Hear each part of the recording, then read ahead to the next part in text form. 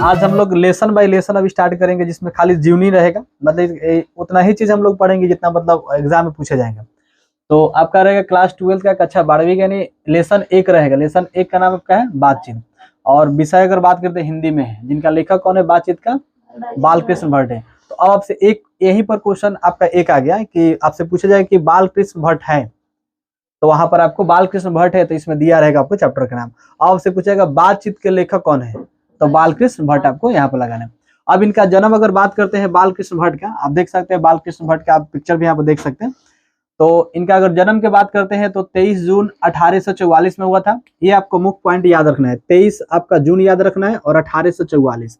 देखिए किसी किसी में अगर आपसे पूछा जाएगा कि इनका जन्म जो हुआ था बालकृष्ण भट्ट का, तो 1844, 1864 ऐसे ऐसे करके 1904, मतलब ये आपका जो समय है नहीं दिया रहेगा, डायरेक्ट आपको जो वर्ष होगा वही दिया रहेगा। और किसी किसी ऑप्शन में आपको ये भी दोनों साथ में रहेगा, ये अलग से नहीं रहेगा कि 23 जून सिर्फ है, लेकिन ये आपको रहेगा कि 1844 ऐसा रहेगा, मतलब सिर्फ ये नहीं पूछा जाएगा। अगर रहेगा तो दोनों रहेगा ना, तो ये तो संभव है कि आपको रहेगा। तो बालकृष्ण भट्ट का जन्म कब हुआ था, 23 जून 1844 ईस्वी को हुआ था। और निधन के बात करते हैं, जो इनका मृत्यु हुआ था 20 जुलाई 1914। तो यहाँ पर दो तरह से क्वेश्चन आपसे पूछे गए हैं, एक जन्म पूछे जाएंगे, एक आपके मृत्यु पूछे जाएंगे, ठीक है। तो इसे आप लोग याद रखिए, मुख्य पॉइंट है ये, हमेशा किसी ना किसी राइटर के जन्म और मृत्यु हमेशा आते रहते हैं और इनका सबसे ज्यादा प्रश्न आता है।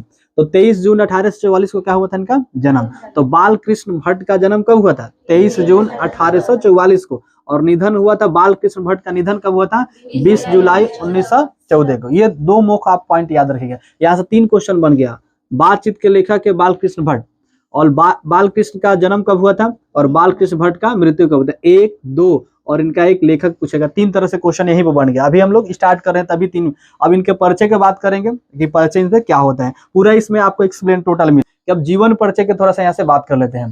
तो देखिए बालकृष्ण भट्ट का जन्म हुआ था 23 जून 1844 को, और कहाँ पर हुआ था, इलाहाबाद में। अब आपसे ये भी पूछा जाएगा, मुख्य सब इसमें पॉइंटेड है, आपसे पूछा जाएगा कि कहाँ पर हुआ था, इलाहाबाद। इलाहाबाद कहाँ पर, उत्तर प्रदेश में हुआ था। तो उत्तर प्रदेश भी आपके पास ऑप्शन रहेगा, हो सकता है उत्तर प्रदेश आपको ऑप्शन डाला जाएगा, और नहीं तो इलाहाबाद डाला जाएगा। तो इलाहाबाद कहाँ है, उत्तर प्रदेश में है। तो आपसे बोलेगा बालकृष्ण भट्ट का जन्म 23 जून 1844 को हुआ था, और कहाँ पर हुआ था, इलाहाबाद में। जो इलाहाबाद कहाँ पर, उत्तर प्रदेश में हुआ है। और इनके पिता जो थे बेनी प्रसाद, इनके पिता का क्या नाम है, बेनी प्रसाद भट्ट। अब बात करते हैं इनके पिता से ही पूछा जाए कि बालकृष्ण भट्ट के पिता का नाम बताइए, या पिता का नाम क्या है, तो क्या बताएंगे, बेनी प्रसाद भट्ट है। और क्या थे ये, एक व्यापारी थे। कौन, बेनी प्रसाद, यानी इनके जो पिता थे वो क्या थे, एक व्यापारी थे। आपको ये भी पूछा जाएगा उनके पिता क्या थे, तो व्यापारी थे। अच्छा आएगा बालकृष्ण भट्ट के जीवन परिचय लिखे, परिचय के बारे में लिखेंगे तो ये पूरा लिखना पड़ेगा, ऐसे तो इसमें ऑब्जेक्टिव आपको बताना है। तो यहाँ पर व्यापारी थे, और इनके माता पार्वती देवी, माता का क्या नाम है, पार्वती देवी। और यह एक सुसंस्कृत महिला थी, जो घर के बहुत सारे जो कार्य होते हैं कार्य करने वाली एक महिला थी, जिन्होंने उनके मन में अध्ययन के प्रति रुचि जगाई। जिन्होंने क्या कि इनके माता ने अध्ययन के प्रति क्या रुचि जगाई। अच्छा पढ़ने के लिए या जो भी चीज बच्चे कुछ करने के लिए बताते हैं तो उनके सबसे पहले घर ही होता है, घर में माता पिता बताते हैं, उसके बाद अब जाते हैं जो स्कूल में उसके शिक्षक वो करते हैं। लेकिन सबसे पहले अगर देखा जाए तो कोई भी अगर बच्चे को पालन पोषण होता है या शिक्षा, पहले जो शिक्षा होते हैं कौन देते हैं, उसके माता पिता देते हैं। तो अब अगर बात करते हैं तो रुचि जगाई यहाँ पर बालकृष्ण भट्ट ने प्रारंभ में संस्कृत की शिक्षा प्राप्त की। किसका शिक्षा प्राप्त की, संस्कृत का। सबसे पहले उसने शुरुआत की अगर बात करते हैं पढ़ाई की, तो क्या चीज की, संस्कृत की शिक्षा प्राप्त की। अब देखिए वहां से बात करेंगे 1867 में उन्होंने प्रयाग के मिशन स्कूल एंट्रेंस की परीक्षा दी। 1867 में जो उन्हें प्रयाग मिशन एक स्कूल था उसमें एंट्रेंस का एग्जाम दिया। जैसे आप लोग एंट्रेंस का एग्जाम देते हैं तब फिर आपका आगे नामांकन हो पाता है, पहले एंट्रेंस का एग्जाम होता है। अब तो खैर आपको क्लास बाई क्लास चले जाएगा, वही आप 8वीं क्लास में, 9वीं क्लास, 10वीं, 11वीं, 12वीं, आप अगर 12वीं क्लास में आप परीक्षा देते हैं सफल हो जाते हैं तो फिर आप आगे पढ़ते हैं, फिर उसमें सफल होते हैं। एंट्रेंस का एग्जाम होगा तब उसमें क्या होगा, दाखिला होते हैं। तो उस तरह एंट्रेंस का एग्जाम होगा, फाइनल एग्जाम को एंट्रेंस एग्जाम देना पड़ता है। तब उसे परीक्षा पास की। 1869 से 1875 तक उन्हें इसी स्कूल में अध्यापन किया। अब बात करते हैं 1869 से लेकर 1800 कब से 75 तक इसी स्कूल में उसने अध्यापन कार्य किया। और 1885 में प्रयाग के सीए भी, स्कूल का नाम क्या है प्रयाग में, सीए भी स्कूल में संस्कृत के अध्यापक बने।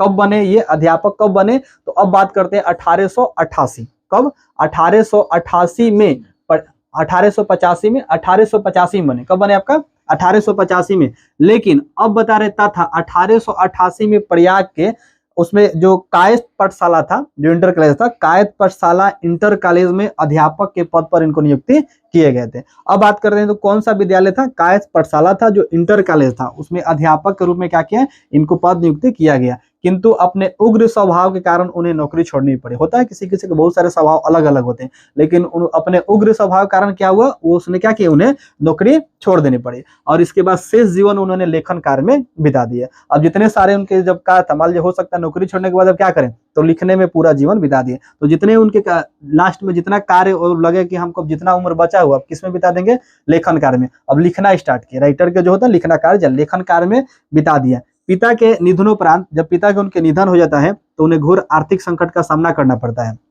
घर में अगर आपके जो भी माता पिता हैं या जो आपके घर चला रहे हैं, अगर उनका देहांत हो जाता है या नहीं रहते किसी कारण से, तो उसका क्या होता है, घर के जो आर्थिक संकट होता है दिन पर दिन बढ़ते जाता है। और नहीं तो उसके जो पिता जो पुत्र उसका होते हैं या उसके पुत्री होते हैं, उसको कार्य देखना पड़ता है। तो इसमें उनके जब पिता का निधन होता है तो उन्हें घोर आर्थिक, आप समझ रहे हैं, बहुत ज्यादा आर्थिक संकट का सामना भी करना पड़ा, पर उन्होंने हिम्मत से काम किए।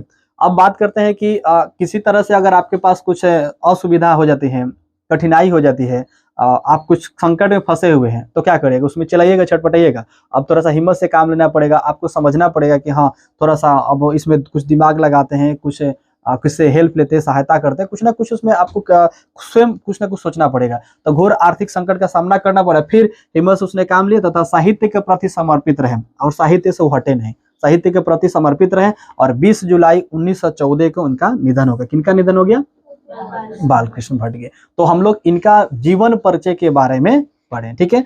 तो जन्म और मृत्यु, बीच में जो भी कार्य था अध्यापन के, ये सब चीजें इनका अगर जीवनी पूछेगा तो बताएंगे, नहीं तो आपका मुख्य पॉइंट जन्म और मृत्यु है। कहाँ के रहने वाले हैं, इनका जन्म जो हुआ था, शुरुआत में पढ़ाई किए, ये सभी चीजें आप लोग को याद रखना पड़ेगा। एक बार थोड़ा सा आप लोग लगभग ध्यान से समझिएगा तो हमको जहां तक उम्मीद है कि सभी लोग को समझ में आ जाएगा। डाउट है ना किसी को? तो यहाँ तक हम लोग समझ गए बालकृष्ण भट्ट का जन्म कब हुआ था, कहाँ पर हुआ था, और उनका मृत्यु जब हुआ था तो मृत्यु किस समय हुआ था, ठीक है। यहाँ तक आप लोग याद रखिए। आगे थोड़ा सा बात करते हैं, यहाँ पर देखिए बालकृष्ण भट्ट के अब साहित्य परिचय की बात कर लेते हैं। तो बालकृष्ण भट्ट ने भारतेंदु हरिश्चंद्र की प्रेरणा से हिंदी वर्धनी सभा प्रयाग की और से 1877 में हिंदी प्रदीप नामक मासिक पत्रिका निकाली। अब देखिए ये उनके प्रभाव से, किनके, भारतेंदु हरिश्चंद्र के प्रभाव से। हम सभी ये पूरे जितने सारे जीवनी है सभी को हम लोग जीवनी करेंगे, और जीवनी पढ़ने के बाद इसमें जो जो चीज है उस पर सारे पर हम लोग एक एक प्रश्न देंगे। हमने इसमें लगभग आपके 15 से 20 प्रश्न इसमें डाले हुए हैं, जिसमें से आपको लगभग जिस तरह से क्वेश्चन पूछे जाते हैं सभी इसमें प्रश्न आपको शामिल होंगे, जितने आपको बता रहे हैं। उसके अलावा कहीं से प्रश्न आपको आने वाला नहीं है। तो इसमें बालकृष्ण भट्ट ने भारतेंदु हरिश्चंद्र की प्रेरणा से, किनके प्रेरणा से, भारतेंदु हरिश्चंद्र की प्रेरणा से, क्वेश्चन आपसे पूछे जाते हैं, हम लोग ऑब्जेक्टिव में चर्चा करेंगे। अब हिंदी वर्धनी सभा प्रयाग की ओर से 1877 में, कब, 1877 में हिंदी प्रदीप नामक मासिक एक पत्रिका निकाली। तो पहले महीना महीना निकलता था, साप्ताहिक भी निकलता है, बहुत सारे ऐसे पत्रिका तो जो सबका समय अलग होता है। तो कौन सा, हिंदी प्रदीप निकाली। वो मासिक पत्रिका महीना में एक बार पत्रिका निकलता था, और तथा 33 वर्षों तक इसे चलाया भी, और 33 वर्षों तक चलते गया। अब इसके साथ बताते 1881 में उन्होंने वेद की, किसका, 1881 में क्या किया, वेद की, वेद की युक्तिपूर्ण समीक्षा की।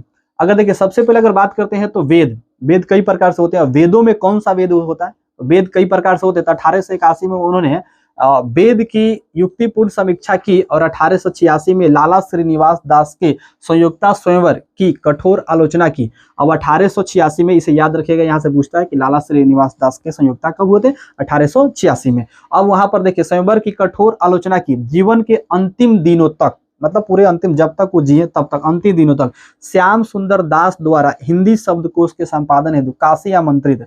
अब देखिए इसमें सबसे पहले आप समझिए कि जीवन के अंतिम दिनों तक, मतलब जब तक उनका समय था, उसमें सबसे ज्यादा जरूरी श्याम सुंदर दास द्वारा, ये क्वेश्चन ऑब्जेक्टिव में पूछे जाएंगे। तो श्याम सुंदर द्वारा हिंदी शब्दकोश के संपादक हेतु काशी आमंत्रित है, परंतु अब बता रहे अच्छा व्यवहार न होने पर अलग होना पड़ा। जैसे ठीक है, ये तो सब लोग को एक दिन अलग होना है, लेकिन श्याम सुंदर दास द्वारा हिंदी शब्दकोश तक पूरे अंतिम तक, मतलब जब तक समय उनका था तब तक ले। लास्ट में थोड़ा सा अलग व्यवहार हो गया, अलग व्यवहार होने के कारण क्या किया, उसका अच्छा व्यवहार नहीं था इसलिए थोड़ा सा अलग होना पड़ा अंतिम दिन पर, मतलब समझिए कुछ ही समय के लिए अलग होना पड़ा। तो आपसे ये क्वेश्चन पूछा जाएगा, वेद जब ये शक्तिपूर्ण समीक्षा से बनाया गया था और लाला श्रीनिवास दास की संयुक्ता था 1886 में, ये पूर्ण आपको याद रखेगा, ठीक है। और भारतेंदु हरिश्चंद्र की प्रेरणा से हिंदी बढ़ना, इसका आपको याद करना पड़ेगा। तो ये साहित्य परिचय हुआ, एक साहित्य परिचय से क्वेश्चन रहेगा, ठीक है। आगे हम लोग बात करते हैं, अब इसके रचना की बात कर ले तो रचना में देखिए सबसे पहले उपन्यास है, सबसे पहले क्या था उपन्यास।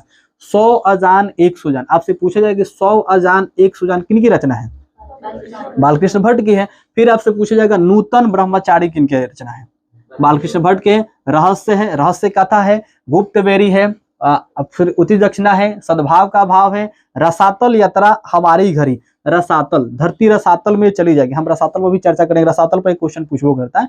तो ये जैसे मान लीजिए कि आप कुछ काम करें, सब लोग जब एक ही जैसा काम करेगा तो फिर आपके और उसमें अंतर कहाँ रह जाएगा, तो फिर उस धरती का रसातल में चले जाएगा। कुछ लोग यहाँ पर है जो अच्छा काम करे, कुछ लोग क्या है जो खराब काम करे, अब सभी लोग एक ही जैसा काम करेगा तो क्या हो जाएगा, धरती रसातल में जाएगी।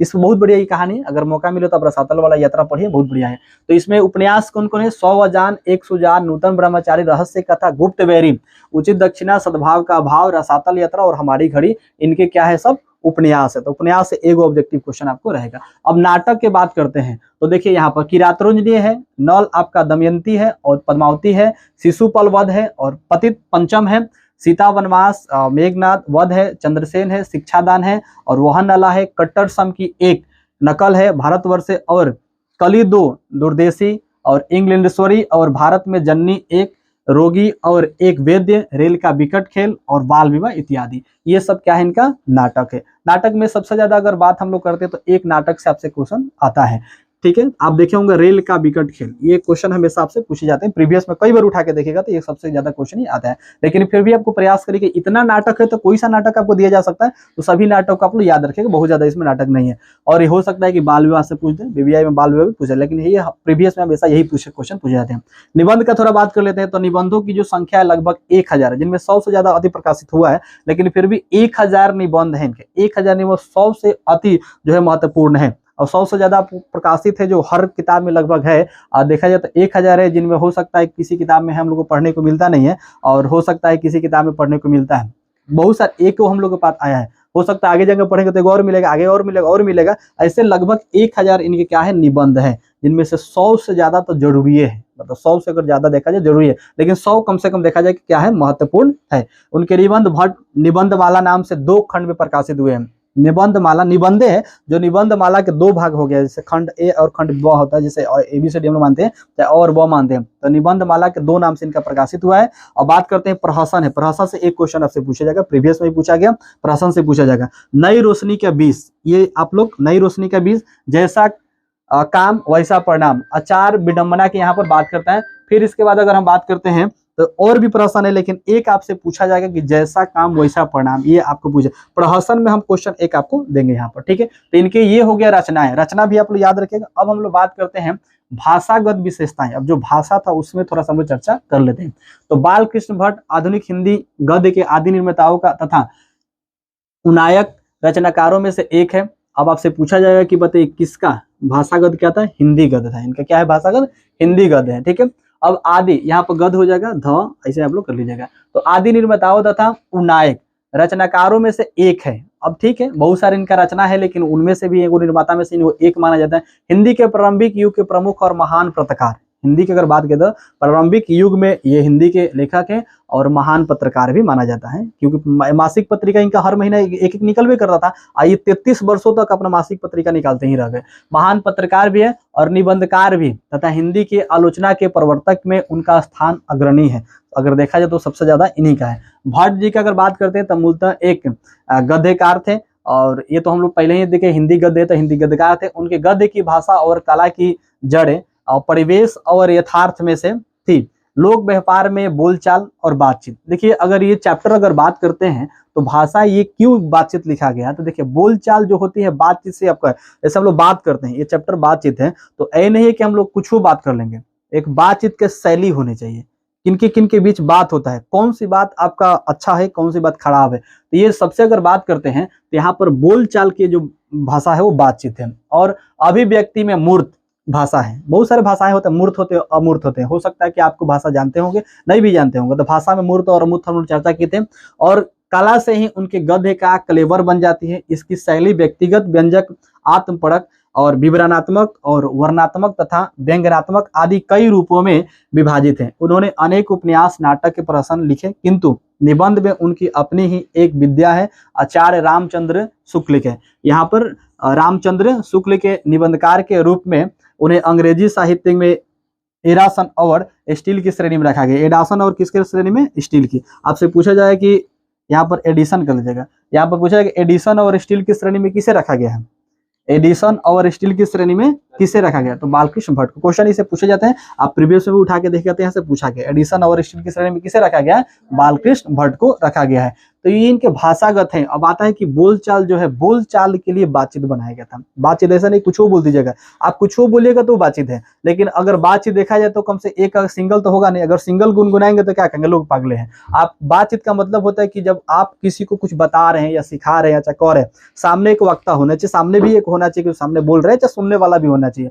तो दो व्यक्ति के बीच क्या होता है? बातचीत होता है। तो इसमें बहुत सारे लोग का योगदान है, कौन कौन क्या क्या चीज किए हैं। लेकिन बातचीत ये लिखने से क्या है कि आपकी बोलचाल की भाषा जो है, शैली है, वो क्या हो जाए? सुधर जाए। और बोलचाल की भाषा कैसी होनी चाहिए, ये पार्ट से हमको सीखने को मिलता है। अगर बात करते हैं तो प्रस्तुत निबंध में बातचीत यहाँ पर दिया गया।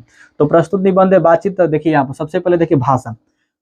उनके निबंधकार वाले व्यक्ति तथा निबंध कला के साथ साथ क्या होते? भाषा और शैली। इसमें जो लिखा गया था ये सिर्फ किसके? भाषा के लिए और किसके लिए? शैली के लिए। आपकी भाषा ठीक हो जाए, शैली माने भाषा क्या है और शैली क्या है, बातचीत से आपको पता चलेगा। अब बात करते हैं, कभी कभी प्रतिनिधित्व जो करता है यह निबंध भट्ट जी के विषय में कही गई है, उपरोक्त बातों की पुष्टि तथा प्रमाणित साक्ष्य की प्रस्तुत करता है। तो ये प्रस्तुत जो निबंध है ये किसके लिए लिखा गया? भाषा के लिए और शैली। आपका एक शैली हो जाए और एक भाषा हो जाए, उसके लिए बातचीत को बनाया गया है। बस इतना आपका जितने हमने कहानी बताए इसी से आपका रिलेटेड क्वेश्चन पूछे जाएंगे। तो बातचीत है, सिर्फ उसमें जितने पढ़ेगा तो बातचीत का वो शैली कैसे होता है, कितने व्यक्ति के बीच आपका बात होता है, ये सब चीजें लगभग क्वेश्चन आते हैं। तो हमने इनका जीवनी के बारे में पढ़े, इनका मृत्यु, जन्म, कहाँ के रहने वाले थे और इनके माता पिता के क्या नाम थे, माता पिता जो क्या करते थे, यही सब चीज इनके चर्चा होता है। और 4 तरह से क्वेश्चन इसे पूछे जाएंगे। एक तो आपको बालकृष्ण भट्ट यानी बातचीत के लेखक कौन है,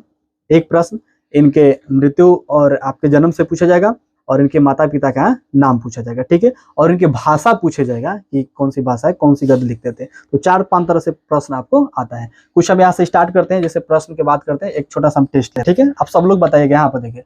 अब यहाँ से आ रहा है कि बातचीत शीर्षक निबंध के अनुसार जो कुछ मवाद या धुआं जमा रहता है वो भाप बनकर क्या करता है, निकल जाता है। अब अंदर जैसे आदमी किसी के अंदर जैसे है कुछ, जैसे नहीं होता है कुछ कहने के लिए ललायत है कि हम कुछ कहेंगे तो क्या हो जाएगा, भाप बन के मतलब निकल जाएगा। जैसे होता है, जैसे मान लीजिए कुछ दुख आ गया किसी को और रोना स्टार्ट कर दें, तो रोना स्टार्ट करने से क्या होता है, रोते हैं तो उसका आंसू निकल जाते हैं, उसके बाद उसका मन क्या होता है, हल्का हो जाता है। उसी तरीका से होता है किसी के अंदर बात करने के लिए क्या होता है, उसके अंदर कुछ छुपा रहता है और सोचता है कुछ बोलेंगे तो क्या हो जाएगा, वो भाप बन के निकल जाएगा। तो उसमें से आपका क्वेश्चन यहाँ से आता है कि भाप बन के निकल पड़ता है, कैसे निकलता है, यहाँ से क्वेश्चन आता है। आप लोगों को यहाँ पर टाइमर है, इसमें देखिए कौन सा है, बहस करके, झगड़ा करके, बातचीत के जरिए और हंसने, इसमें से कौन सा सको।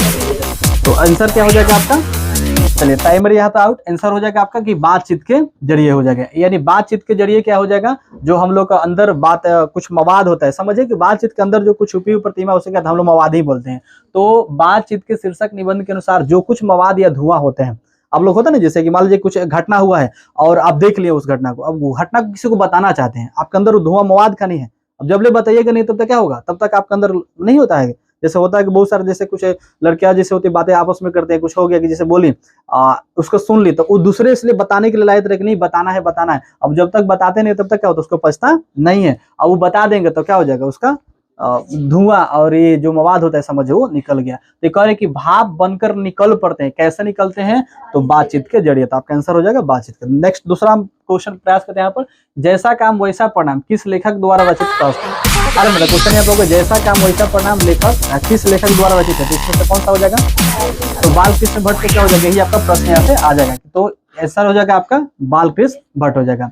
तो इसमें अगर आपसे क्वेश्चन बातचीत से पूछा गया है तो ये तो आपको पता है कि बातचीत चैप्टर पढ़े तो बातचीत इसका राइटर होगा इसमें, लेकिन वहां पर ऐसे थोड़ी लिखा रहेगा कि बातचीत से लिया गया है। आपसे तो ऐसा पूछा रहेगा कि जैसा काम वैसा परिणाम किस लेखक द्वारा रचित है, इसमें कहीं पे भी आपको चर्चा नहीं। तो इसमें देखिए चर्चा है कि प्रहसन का, पता है ना कि प्रहसन का उसमें चर्चा होगा, तो इसमें किसके द्वारा रचिएगा प्रहसन, बालकृष्ण द्वारा, क्योंकि प्रहसन भी लिखते थे बहुत सारे ऐसे राइटर जिनका प्रहसन नहीं है, इन्हीं का है, तो क्या हो जाएगा बालकृष्ण भट्ट हो जाएगा। नेक्स्ट प्रश्न की बात करते हैं यहाँ पर।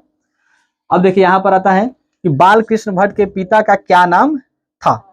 अब यहाँ पर आता है कि बालकृष्ण पिता का क्या नाम था, ठीक है। यहाँ पर टाइमर आपके लिए 10 सेकंड चलता है, बताइए इसमें से कौन सा आंसर है, सब लोग बताएं। तो यहाँ बी ऑप्शन हो जाएगा, देखते हैं यहाँ पर टाइमर इन, यहाँ पर हो जाएगा क्या चीज आंसर हो जाएगा आपका, बेनी प्रसाद भट्ट। तो बालकृष्ण भट्ट के पिता का नाम क्या है, माता के भी नाम पूछा जा सकता है, पिता के भी नाम पूछा जा सकता है, तो क्या हो जाएगा आपका बेनी प्रसाद भट्ट। सबको समझ में आ रहा है। दूसरे क्वेश्चन की बात करते हैं। अब देखिए दमयंती स्वयंवर किस लेखक की रचना है। अब हम मान लीजिए बालकृष्ण भट्ट पढ़ रहे हैं तो पता लगेगा कि बालकृष्ण भट्ट है। अब जरूरी थोड़ी कि बालकृष्ण भट्ट पढ़ रहे हैं तो इसी में से क्वेश्चन आपको आएगा, इधर से भी चेंजिंग आपको आ सकता है, ठीक है। टाइमर आपका आउट होता है, देखते हैं इसका आंसर आपको हो जाएगा बालकृष्ण भट्ट हो जाएगा।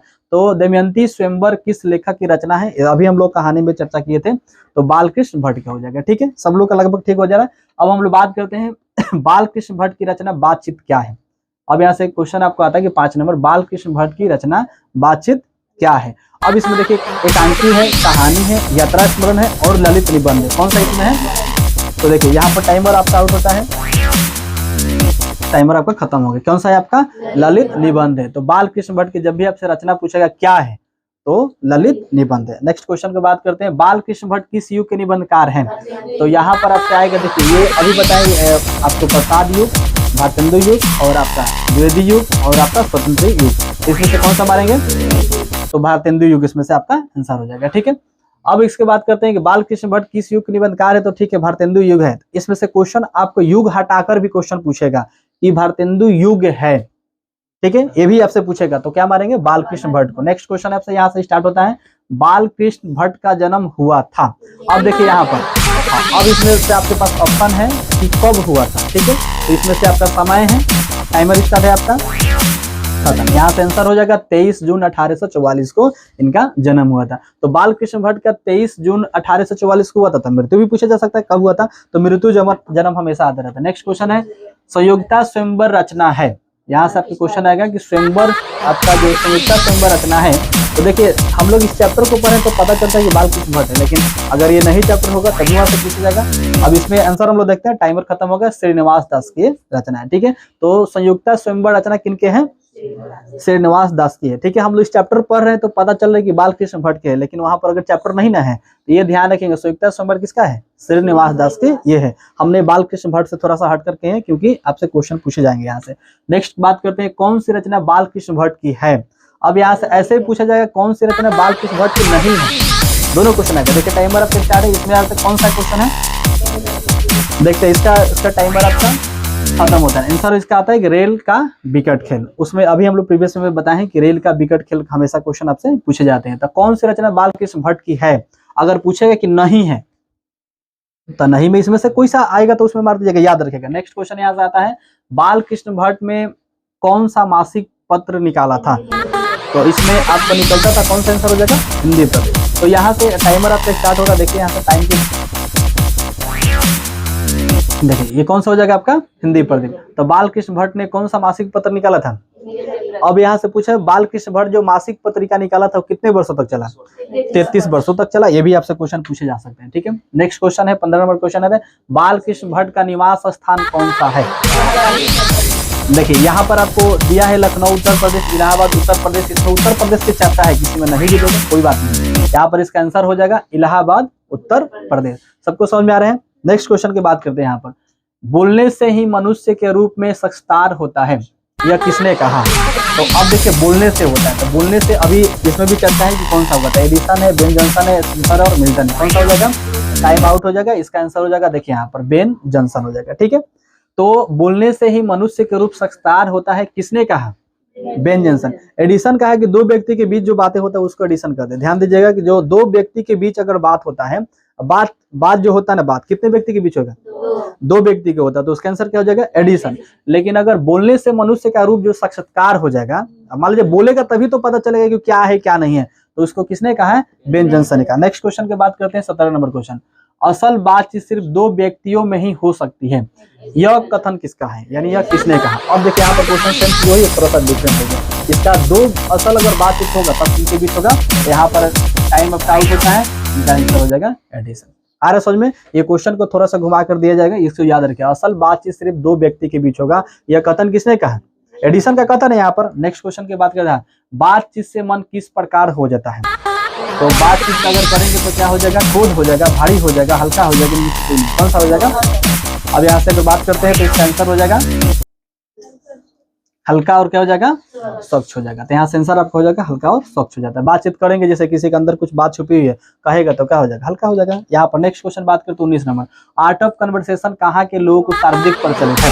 तो इसमें जो कन्वर्सेशन है हम लोग के पार्ट से पूरा अंदर इसमें चर्चा आता है। तो अफ्रीका के, भारत के, यूरोप, कनाडा किनके बीच है, तो यहाँ पर आंसर हो जाएगा यूरोप के जो था कन्वर्सेशन के था। नेक्स्ट लास्ट क्वेश्चन की बात करते हैं कि बाल किस साल के रचनाकार है, तो इसमें से कौन सा आंसर मरेगा, आधुनिक काल हो जाएगा। तो इसका आंसर क्या हो जाएगा आपका, आधुनिक काल आंसर हो जाएगा। आ रहे सबको समझ में। ये 20 क्वेश्चन है जो इसी में से क्वेश्चन आएगा आपको फाइनल में, इसके अलावा से क्वेश्चन नहीं है, ये सब जीवनी से। आ रहा समझ में ना, इसके अलावा से कहीं से क्वेश्चन आपका नहीं रहेगा। बस बोले डाउट है किसी को। तो इसी तरह से हर एक चैप्टर का हम पूरा जो मौखिक चीजें हैं, जैसे उसका जीवनी है और कथा है, बस उसी को लेकर आएंगे लोग। उसी पर 20 प्रश्न या 15 प्रश्न या 30 प्रश्न होगा। इसका हम जो ये जो पीडीएफ है हम इसका डिस्क्रिप्शन में डाल देंगे। इसके बाद जो इसका सेट होता है, प्रैक्टिस सेट होता है, वो भी डिस्क्रिप्शन में डाल देंगे, आप वहाँ से डाउनलोड कर लीजिएगा। आप जाइएगा डिस्क्रिप्शन में, वहाँ से लिंक एक रहेगा, वहाँ से डाउनलोड कर लीजिएगा, वहाँ से भी आप लोग याद कर लीजिएगा लोग। आ रहे समझ में ना, डाउट है किसी को इसमें। चलिए उम्मीद करते हैं कि सबको समझ में आया होगा।